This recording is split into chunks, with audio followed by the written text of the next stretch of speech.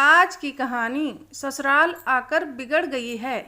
रचना की शादी को कई साल हो गए थे। सब बढ़िया था। छोटी बहू होते हुए भी वो बड़ी का हर फर्ज निभाती थी, क्योंकि बड़ी बहू तो आते ही अलग हो गई थी। रचना के सास ससुर को हर काम के लिए रचना ही गलत लगती थी, फिर भी वो उसकी बुराई करना नहीं छोड़ते थे। और सबसे बड़ी बात, बुराई भी अक्सर उसके ही परिवार वालों से करते थे, जो रचना को बचपन से ही जानते थे, या फिर रचना की सहेलियों से, या खुद के मायके वालों से।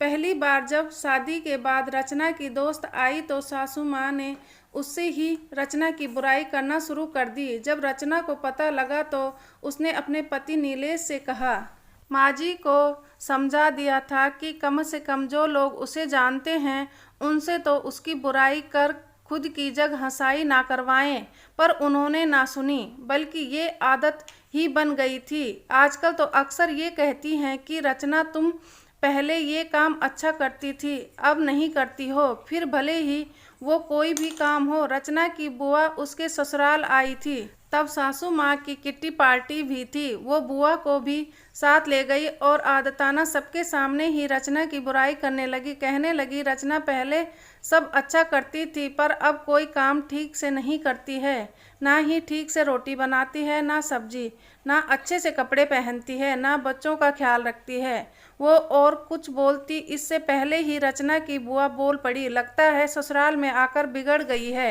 क्योंकि हमारे घर की तो वो बड़ी बेटी है और सारा घर और ऑफिस दोनों अच्छे से संभालती थी और बड़ों से लेकर बच्चों तक सभी का ध्यान भी रखती थी। आपके यहाँ आकर बिगड़ गई है। ऐसा कीजिए, महीने 2 महीने जमाई शाह के साथ उसे मायके भेज दीजिए, हम सुधार कर भेज देंगे। अब रचना की सासू माँ का मुंह देखने लायक था। उन्हें बोलने के लिए शब्द नहीं मिल रहे थे, तो बस फिर उठकर चली गई, ये कहकर कि आती हूँ, जरा कोई बुला रहा है। और रचना की बुआ जी बस मुस्कुरा रही थी। आशा करती हूँ ये छोटी सी कहानी आप लोगों को अच्छी लगी होगी। अच्छी लगी तो लाइक करें, शेयर करें, मेरे चैनल को सब्सक्राइब करें। कमेंट में अपनी राय जरूर दें, इस कहानी से क्या सीख मिली है। वीडियो देखने के लिए बहुत बहुत धन्यवाद। मिलती हूँ एक और अच्छी कहानी के साथ।